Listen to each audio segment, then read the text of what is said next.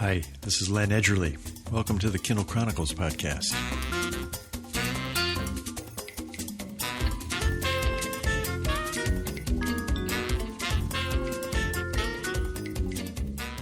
Today is February 12th, 2021, on Sanibel Island in Florida.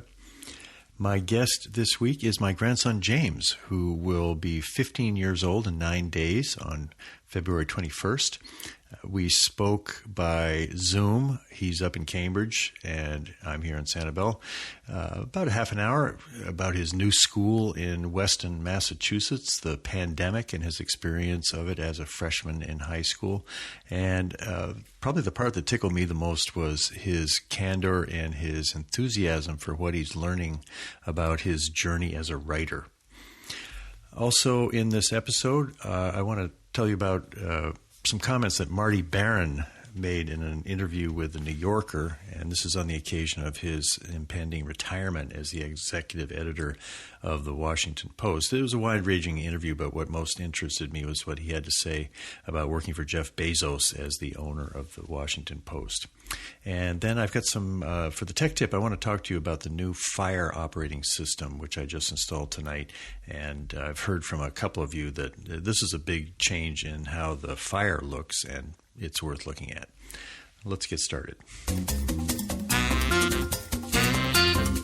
Marty Baron was already a legendary newspaper editor before he joined the Washington Post as editor in 2013. He had been the editor of the Boston Globe at the time of the Globe's crusading work, bringing to light problems of child abuse within the Catholic Church, and he even had a movie made about it. He didn't play himself in the movie, but it was a pretty dramatic movie, just showing how tough a job that was to break open into the sunlight what was going on behind the scenes in the Archdiocese of Boston.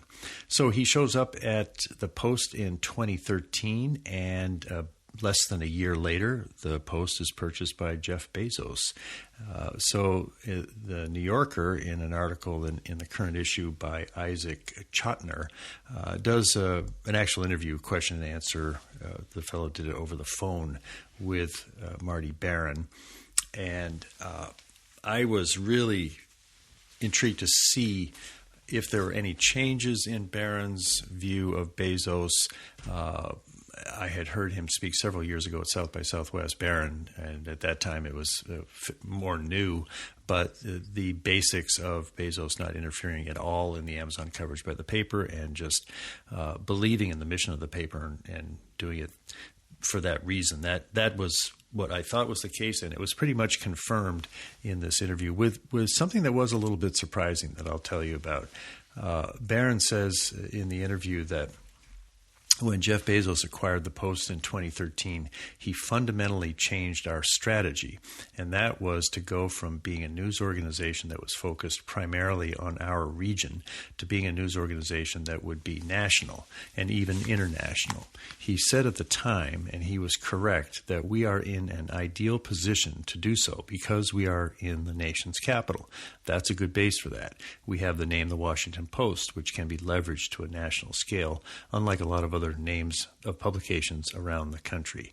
And we have a history and a heritage that shape our identity, which is going back to Watergate, shining a light on dark corners. I love this line. He says, the implication is that we didn't have to go off on a retreat to figure out who the hell we were. So with that, we became national. I find that a revealing parable of the way Jeff Bezos looks at a problem from way high up in terms of perspective. What is this thing called the Washington Post?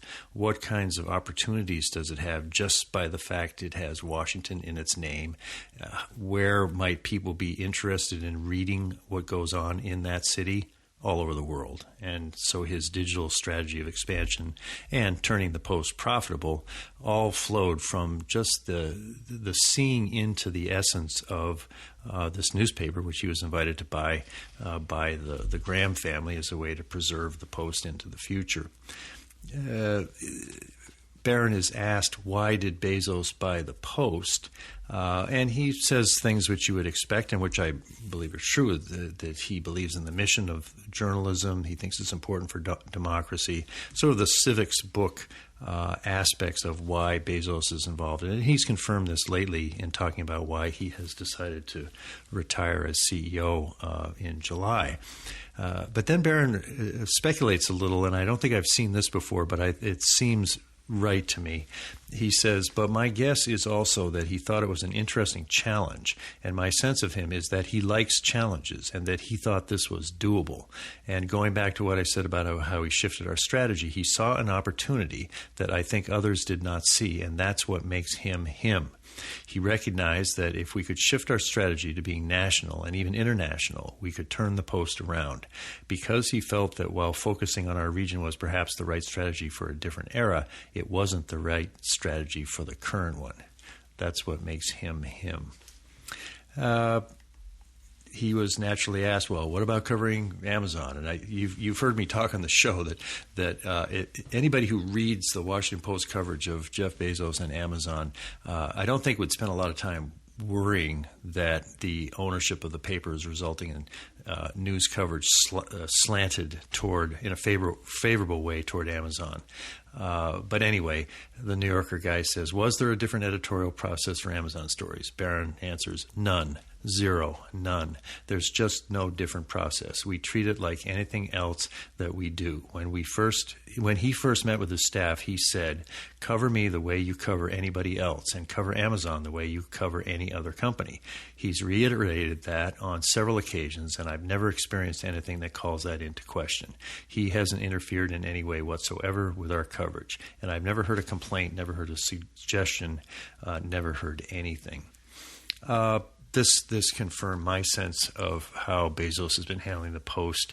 I thought that several years ago at South by Southwest, Baron and his top digital guy said that they were in a meeting every other week with Bezos, high-level strategy meeting, and it appears that that's not quite so frequent now because Baron said that the meetings are typically once every 2 weeks, 3 weeks, or something like that. Sometimes we go for a while without any meetings. It's not as regular as perhaps it once was, but every few weeks we have a meeting. I think maybe after July, when Jeff steps down as CEO, the Washington Post editor, whoever it might be after Baron, might be having a few more meetings, more involvement, because that's something Jeff has said is important to him. He likes doing something that improves civilization, and Washington Post and Blue Origin both fit that criterion. But I'm sure that there won't be any shift in how much he gets involved in coverage in the newsroom. For the tech tip, I want to talk about operating systems. You know, whenever there's an update on one of my gadgets like the iPhone, I just love it. I stop everything. Unless I'm doing something really crucial, I will always say, yes, please install the update to my system. Same thing on the Tesla. There's an update that we just put on the car down in the garage now. So the Fire has an operating system. They call it Fire OS, and there's a new version of it, 7.3.1.8. And unlike most of the times that the operating system is updated, you really can see a difference, and they have organized the tabs along the top of the home screen to just 3. There used to be books. They would organize the content by apps and books and media, and now the 3 tabs are a little bit mysteriously, until you try them. The one on the left is called For You, and then the middle one is called Home, and then the third one is Library. So the For You one is just a ton of recommendations. It gathers all in one place based on all the algorithms and what you've bought in different categories, things that you might be interested in reading or listening or watching. It also has it's personalized along the top. I can see the weather in Sanibel, 73 degrees with a chance of rain here. And it shows top subscription apps I might be interested in. It's kind of fun. I mean, I like this idea that, not that I have enough time to add another book to my currently reading folder, but if there's any time I feel like in a browsing mood, I can go to this tab for you and find all kinds of very intriguing stuff. The Home tab, the middle one, shows new items, stuff that's popped up from your subscriptions that are ready to be seen. And then that's all the usual icons that you are probably familiar with if you have a Fire that you've seen in the past, that anything that was on your main screen there will show up here.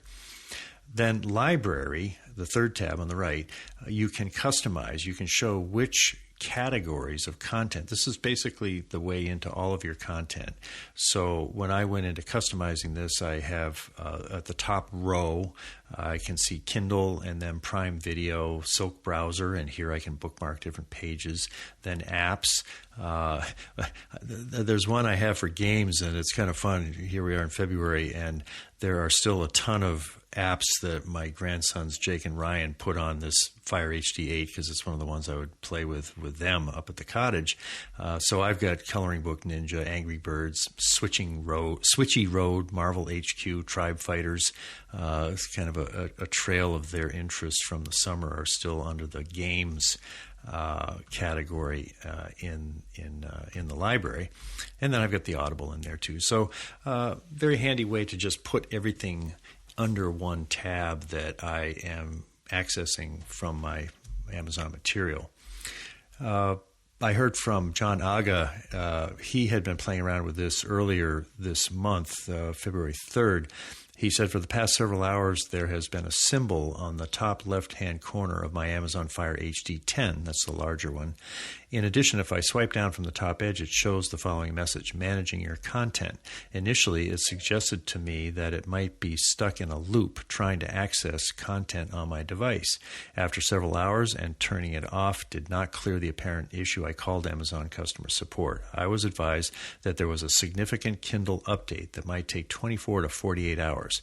Afterwards, on closer examination, I noticed that the very tiny icon matched the image of the boy on the Kindle app icon reading. Not sure if you're familiar with this, so I thought I'd just let you know in case. Earlier today, the tabs near the top were consolidated to just 3: For You, Home, and Library. Also, the content displayed was reorganized under those 3 tabs. And when I did my upgrade tonight, I wanted to just start it manually. It was big. It took quite a while to download, and then once it was downloaded, it took quite a while to install. And then I actually even saw that after I had installed it, I was getting messages that there were 6 parts of it that hadn't actually been installed yet, and so 6 system component updates ready to install. And it said if I didn't do them manually, they'd happen over time. So that's what's going on. A big facelift or upgrade for the Fire tablets, and I like it. I think it's a little easier to get to the things that I want. Obviously, with one of these, there's all kinds of things under the hood. I'm sure there's faster speed, there's past security issues that have been addressed, and all the usual things with an update. But in addition, this one will actually show you a different view to your work. If you want to find out if you've got this one, you go to your home screen on your Fire tablet, and if you pull down from the top, you'll get kind of a notification menu. If you pull down again, look for a gear on the lower right, and then that'll take you to device options. Then you look for system updates, and there'll be a message saying your device is running, and what you want to see is 7.3.18. The one that I think was around this past summer was 17. And if you don't do it manually, eventually it'll show up, because I think they just feed this to the devices during the night. Time now for the interview. I woke up in kind of a surly mood this morning, and I hadn't had a chance to work on the interview yesterday because I had a long all-day process of trying to figure out the right way to get an iPhone 12 for Darlene. But I thought, I'm going to be listening to my grandson James as I'm editing this, and my mood was greatly enhanced as I spent half an hour, 40 minutes just making sure I was smoothing out the audio on it. And his energy and his forward motion as a young man of almost 15 years old. He's family, so there's that. But I think even if he wasn't, it's just for me at age 70 to have a chance to hang out with somebody this age who is this fired up about life and all of the things that he is learning. I just found it really remarkable. Yes, he is going to be 15 on February 21st. That's 3 days after my dad will turn 94. I had him on the show just about a year ago in January, and that was before COVID changed everything, including his plans for high school. At that time, James was about to graduate from Vassal Lane Upper School. That's a public middle school in Cambridge, Massachusetts. It's also where my daughter Sarah, his mother, teaches. He was looking forward to joining the freshman high school class of about 500 students at Cambridge, Rindge, and Latin School, which James frequently refers to by its initials, CRLS, Cambridge, Rindge, and Latin School. CRLS is the city's only public high school, and it has a reputation for academic excellence and engagement with society. But COVID-19 really sort of reset the table, and last summer, James had a chance to apply to the Cambridge School of Weston. That's a private high school also known for its academics and focus on social justice. He was accepted for the incoming freshman class of about 50 students just before school began. He has thrived academically and on every other dimension in his new surroundings, experienced virtually and in person. I connected by Skype with James. No, I think it might have been Zoom. I can't remember which it was, but we were on video with each other. He was in Cambridge. I was here in Sanibel on Tuesday, February 9th, and I began by asking about the big change in his education that took place last summer. I was very set on going to CRLS, Rindge and Latin, actually very close to the middle of the summer, and I really thought I was going to go there. I talked about it in my graduation speech, and I would say that one of the challenges is just that I felt terrible. I really wanted to stay in Cambridge Public Schools my whole life. I didn't want to take advantage of the system and education by going to a private school, and I think my family and we felt very badly about that. And also another challenge is just going to a new school where I really don't know anyone. I don't need to say that I went to CRLS to get credit or anything like it. I want to go to the school that best supports me as an individual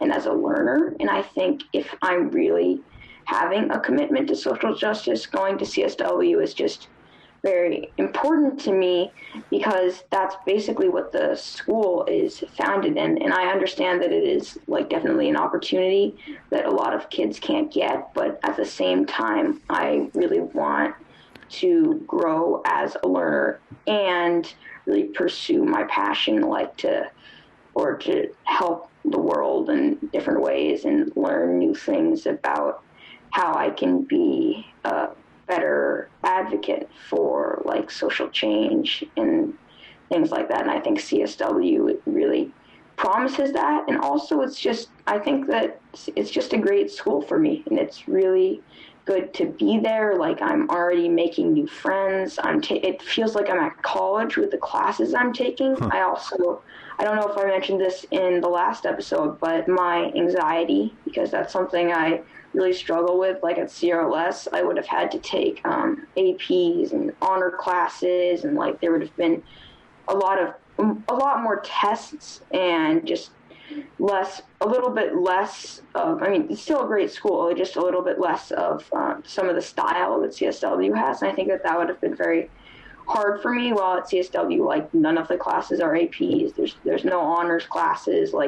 For example, the school year is set up into 6 mods. A mod is kind of a period of time that is 6 weeks. And each mod, I have 3 classes I've chosen. So many of my classes, for instance, this mod, I have 3D printing, digital storytelling, and Spanish too. And just such great classes. I mean, it's like I really don't think I would have gotten the opportunity to really have so much of my own choice at CRLS. Like, even when we were doing the selection, I wasn't able to choose as many of my classes. But at the same time, like, I love CRLS as a school. I was so excited to go there. But also, I just think personally, CSW is really the better choice for me. I was assuming as that decision was made, and there was some time pressure because you were coming up just against the deadline for applying to CSW. I can imagine that you were trying to evaluate how serious they really were about the social justice mission, and you said it was kind of founded on that. In that sort of quick evaluation of the school as a place that would meet your values and aspirations, what were some of the things that gave you the most confidence that you would really be able to pursue that part of your life plan at that particular school? I mean, there were a lot of signs that told me to go to CSW. It's funny, I talk about it with a lot of the ninth grade class and even sophomores, just about how I really did make the decision at the last moment. Yeah. I got to skip all of the standardized tests, which I think a lot of people were jealous about just because they were letting people in because of COVID. And I think that my mom's good friend, they've been friends since 8th grade, he talked to my mom a lot about CSW's atmosphere. She talked a lot about this to my mom for my entire life about CSW. Yeah. It was just, I think, COVID really, despite all the hardship it's brought, really gave us an opportunity just because of the deadline for getting in. And just since the time was so close, my mom and I were just, and my entire family were just really thinking about, like, this sounds like such a good high school. Like, why shouldn't I go there? And that's what we ended up doing. And even like when I met with my interviewer, he really just talked about like the atmosphere at CSW. Like, one story he said was like, the last year the boys basketball team won the championships, but then they had to leave quickly because a lot of them were going to like a dance concert. And I think like at CSW, like, people are very complex. They have so many different personalities. Like, it's less norms. Like, it's no bullying, and like it's a very beautiful school where like people who generally feel like sometimes have a hard time fitting in other schools, like, feel like they fit in at CSW. And that's something I really, really admire. And if we're talking about social justice stuff, I mean, like, also the stuff the interviewer said, the stuff that my mom's friends said, just really highlighting all the different things that CSW does. Like, for instance, they're having, like, we had Terrence Roberts come. He's one of the Little Rock Nine, come to our assembly recently and talk about his experience. I'm in all these clubs that I have opportunities to be on, like WSAR, White Students Against Racism, Feminist Coalition, like the Equity and Diversity Committee, and it's really helping me grow as a white person and as a male. And I think that I'm just really seeing more and more, like, even if I just go on to the class page to do my homework, like, oh, here's the Black History quote of the day. I think that while CSW isn't perfect and definitely struggles with many things, like many things around social justice, like most high schools do, I think that they have really done a good job educating me and everyone else in the school around it. Yeah. Little Rock Nine, is that out of the civil rights days in the 60s, or what's the history there that you heard about from Terrence Roberts? Terrence Roberts just talked about when he was one of the Little Rock Nine who integrated the Little Rock school district. I think probably around the time period you said, and he's talking about just like what that felt like and what the governor did. And so he was one of the students that integrated that. Yes, that's like in the 50s or something. That's way back. And so now he's like somebody my age or something, or maybe even older. I think I think a bit older. Yeah. Wow, that's amazing. He's a very inspirational speaker. I'm not exactly sure how we got him to speak for us, but the committee I was on found him, and we were going over guest speakers to have at assemblies. Like I was able to list a few, I thought, but then we ended up being able to get him, which was great. I mean, like, so many of my friends and classmates list the assembly as being like such a highlight of the year. Yeah. How many kids are in your class, in the freshman class there? Well, right now, only like 54. So that's a really small number compared to like the 500 I would have had at CRLS. And that's also, I think, a bonus of CSW. Like, I know everyone. I'm really building relationships with the teachers. They're always available to me. Like, I have this incredible math teacher for like 18 weeks, half of the year. And we really like built a relationship, and I felt like he really knew me as a person. I definitely grew as a mathematician. And CSW, the classes are meant to be like around 100, but because of COVID, I think a lot less people applied. But then I kind of like each year, new kids kind of come into the scene. So I'm happy that I'm in 9th grade, because it definitely is easier than coming in as like a sophomore or a junior. Sure. Then there'll probably be kids added each grade as you go toward being a senior, and you'll be part of one of the originals. Yes. I noticed the comments from the Marvin Gutierrez, the geometry teacher. He said that if he could create a team of geometric all-stars, you would be his first pick.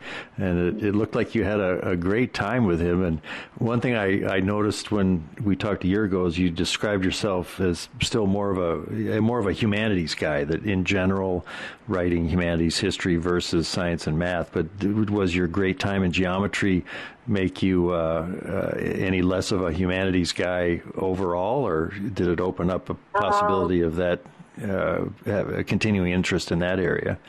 I think I'm still more of a humanities person, but I was actually told by the person, my interviewer, like the admissions man, his name was Bobby, that a lot of students go to CSW thinking that their passion is art, and then they come off like just loving science or something like that. And it really love how, yes, like I still do love humanities, but I definitely learned to like math. So it really opens your mind, the different classes, just like feeling like the best teachers I had in 8th grade are like almost every teacher I have today. I'll be darned. Real consistency to it. Well, and then there were some fascinating comments to me, because, writing's always been a big deal for me, that they're helping you to think of who you are as a writer now and who you would like to be as a writer in the future. And at this point in that process, how would you describe yourself now as a writer? I would say I definitely really love writing at this point in my life. I think I've read a lot of pieces to you and our family. Yep. I think it really is a vehicle for me in expressing my emotions and also just being creative in general. I think that probably at the beginning of the year, I was not as good of a writer as I am now. Like two teachers I've had in the past have really helped me learn how to write essays, because that was one of the projects I did in 2 classes. And for instance, like on one essay, my teacher says that he can't give each student any less than 30 comments. And each comment is like incredibly thought out and complex. And like I even had to read it to my mom a couple times. Like, what does this exactly mean? And I think he tells everyone that it's like a blessing and a curse, that when he comments, he just can't hold back at all. And wow. I really just grew as a writer in his class. Like, I'm going to do, I believe, a class next year where I'm going to write an 8-page paper, which is a very daunting task for me because the longest papers I've written are like 2 pages, but I still feel like next year I will continue to grow as a writer. And I also feel definitely in Vassal and upper school each year, my middle school, I felt I grew as a writer, and I felt that my teachers really helped me and guided me along the way. It looked like revision was something that you worked on, and your teachers noticed how well you used the tool of revision to improve your writing. And there was one piece that looked like you wrote about the mayor of Cambridge, who you'd worked with on her campaign. How do you say her name? Siddiqui. As part of the revision, did you go back and talk with Jan Devereaux, who happens to be a neighbor of ours? And I think I had a sense that she maybe had some differences of viewpoint from the mayor. But what kind of revision did that writing project result in, and what did you learn in the process? Yeah, that's really an interesting story. I was working on a slideshow presentation for our project called the Leaders Project. We were supposed to choose a leader and write about how they dissented in society and just different questions centered around dissent, because the class was about activism and dissent. And I chose Mayor Siddiqui of Cambridge, and I wrote a very, very positive slideshow presentation on her, just basically just saying how great she did in COVID and all the things she's done as a mayor. And I felt really good about it. I worked super hard on it, and then I turned it in and I got an 80.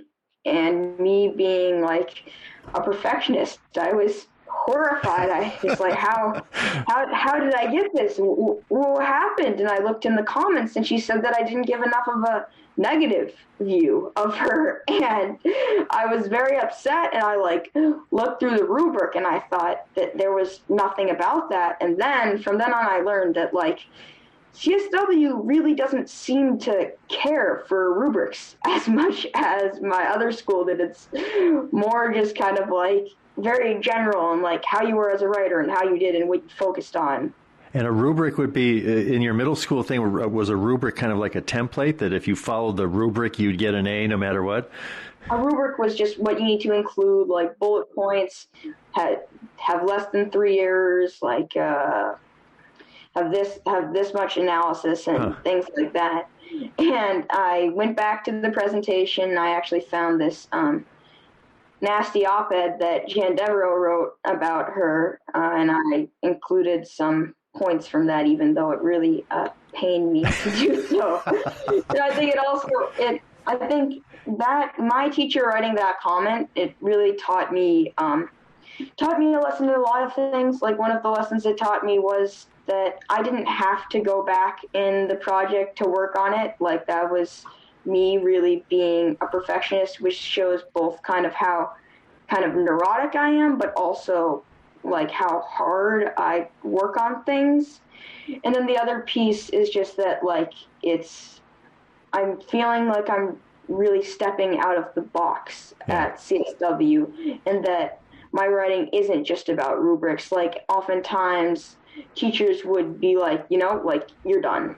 You have an A. In CSW, it's you're never done. You're always growing as a writer. Wow. There's always things you can do to improve your work, whether it's past an A. And I think that's something I learned in assignments. I want to be did I get an A or not? Then am I done? And then you're nope. You might get an A, but you're not done. Wow.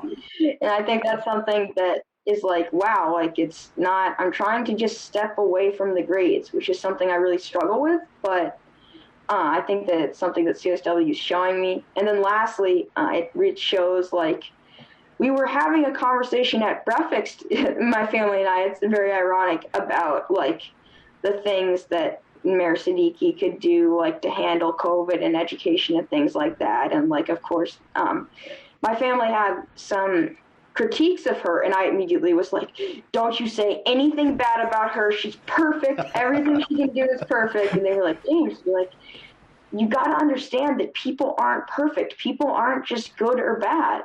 And then I opened up my the website platform of my school, and I'm like, what? I got an 80 for not including, not being negative enough? Which confirms what they were saying at breakfast. Yeah, it just shows that I struggle with black and white thinking, and CSW was really helping me become less black and white and being a critical, observer of both information and people. And I think that that's really useful to me, just to not think of things as good or bad.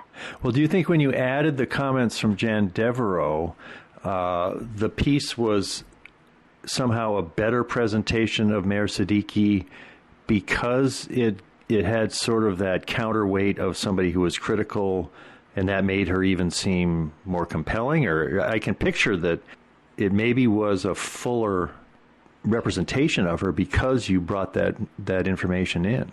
Definitely, yeah. I really do see that, and I think that it's important just to, for instance, I think that a lot of people after Biden was elected are saying, everything's good. We don't need to keep fighting for anything, all the isms are gone because we have such a great leader in our country. And I think that that is another way of kind of black and white thinking. Yeah. And just thinking about, you're never done, whether it's in activism, whether it's in schoolwork.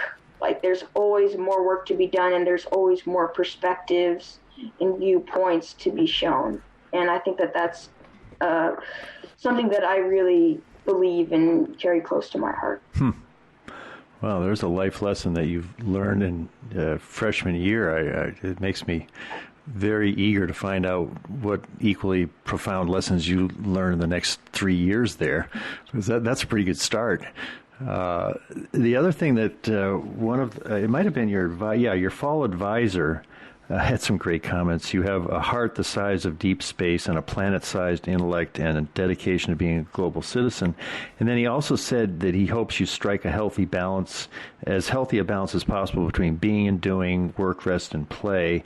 And you've also, I remember from your graduation speech how you kind of made fun of yourself about you were so intent on getting your homework done early that you would work on it under the slide out on the playground or something. Or in the pouring rain. In the pouring rain. And I was remembering that and seeing these comments about, especially the one teacher, I think it was the photography thing. I was a little worried because he was always the first one to post his stuff, and I thought maybe he was rushing it, but then it turns out he's got great talent. But so you've got that habit of getting your work in early. What did you learn about balance and kind of the urgency to get your work in early and that side of you versus a more frivolous or whatever the counter to that is? I think I'm still learning how to improve around that. The same teacher who talked about my slideshow posted the entire syllabus on the first day, and then me, who has notifications set from our school's website for when any homework is posted on my phone, immediately freaked out and tried to do the first project in a day. It worked hours upon hours. And my teacher apparently got a wind of my difficulties around that from my advisor and other people who know me, and emailed me and said, James, you need to slow down. This is unmanageable. You need to be healthy around these kind of things. Yeah. And I think literally every day it's a struggle for me to get away from the idea that when I complete all my work, I'll be happy. And when I say complete my work, I don't mean rush through all my work. I mean when I say complete my work, it's if I have something that takes 2 hours and needs to be done, I'll do it for 2 hours immediately. And I see. Skip food, skip any necessities to what I need. Mm-hmm.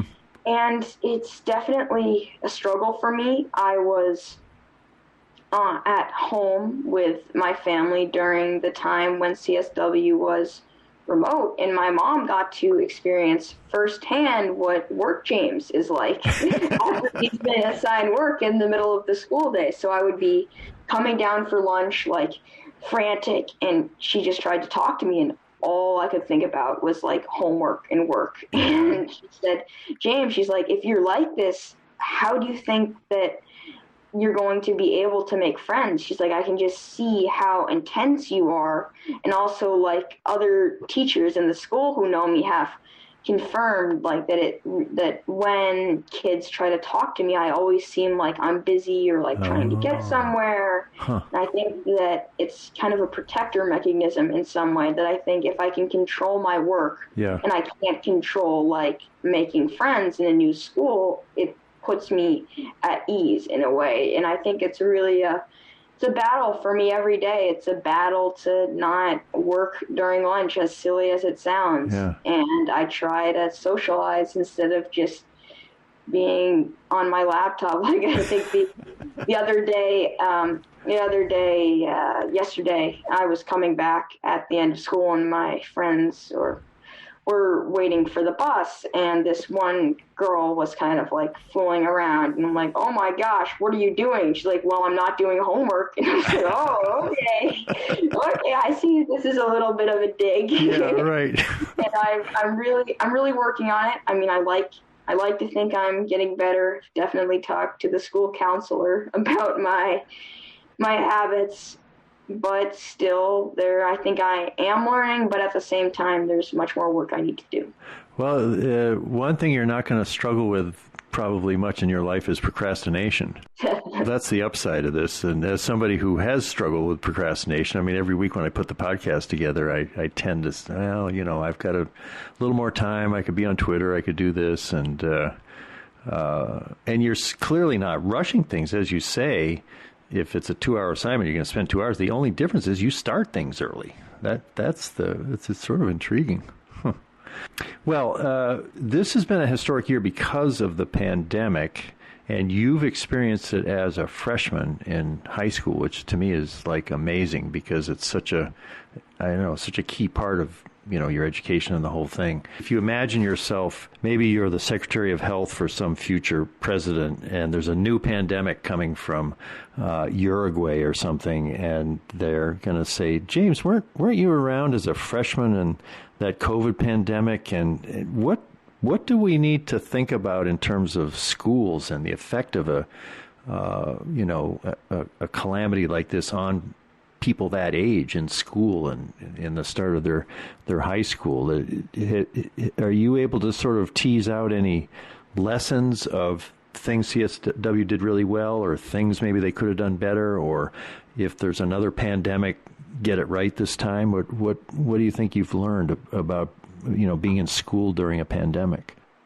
My thing is just that I think during this pandemic there should have been a national response to have all schools remote, and it should have lasted until the people who are vulnerable, and most people have been vaccinated. And that definitely has not happened at all. I think that CSW should have been remote this entire year. I don't think anyone should have gone in person. And I think that the reason that CSW hasn't had any cases yet is because both race and economic status is a big factor in the virus, and CSW is composed of mostly kids whose families are rich and white. Not all, but mostly. And I think that plays a big part in why districts like Lexington don't have as many cases, but districts that have more families of color and families that live closer together and have lower economic status, why the cases increase in those districts. And I just feel like that if we really want to keep everyone safe during this virus, being remote really isn't that bad. It's not that big a deal. I find that it's so much more important to not take the risk of going into school than to go into school and just increase cases all over. And I know that many people disagree with me. I think that my mayor, who I so black and whitely supported, disagrees with me on this. But that's my opinion. And of course, as I'm saying this, I do understand that it does sound very black and white, and that's also something I'm working on. I think that I'm probably very uneducated on this too, and not the best person to be able to make the decision, but that's just from what I've heard and what I believe. That would be what I would say. Well, if we had done that and there'd been a national policy to go remote with the schools, would the advantage have been less disparity in impact of the virus on people of color versus whites and affluent schools? What would have been the better outcome if we had had that path as opposed to kind of a more of a patchwork approach to it? I don't think Trump did us any good in every aspect of coronavirus, but I think if all schools had been remote, I think that there would have been a lot less cases. I mean, all schools were remote. I think that the main issues were like people going out to restaurants, people gathering. But I think definitely as we go into like the fall and the winter, I think if schools had been remote, I think that there probably would have been less cases. But I also just think another reason is like, just why take the risk if we can be remote? I mean, so many families of color in Cambridge are opting out of going in person to school. And like, what does that say? Like, my mom goes to a lot of school committee meetings, and all you hear is just white families just talking about how important it is for their kids to go in school and that this has happened to their kid. I find that that's very problematic, and it's really showing privilege. Like, but these are white liberal people that are saying this. I think that that's another one of the problems, is that all these white liberal people who say that they are committed to social justice but aren't really committed. And I think that that definitely is a problem today, just in terms of who goes back to school. Yeah, I can see that. It exposes fault lines in people's beliefs and society, and it reveals things which, but for the pandemic, you can kind of paper over, I think. Fascinating as usual. And anything we didn't talk about that's particularly important to you this year that you'd like to mention? Or Serena's had a good year as well. Has the pandemic affected her or your cat? I don't think she knows what no humans in the house feels like anymore. Oh. She is so happy to be with us. Both of my parents are remote, and they spend most of the day just with her. Let me think.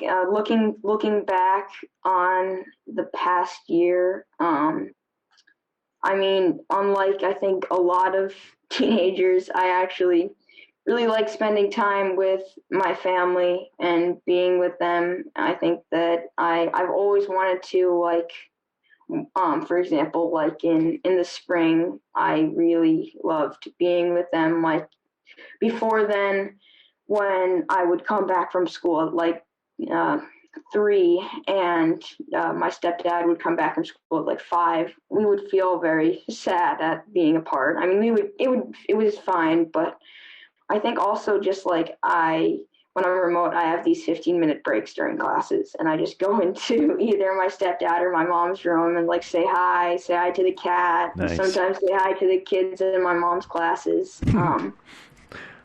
It's funny because there's more community almost with that within your family.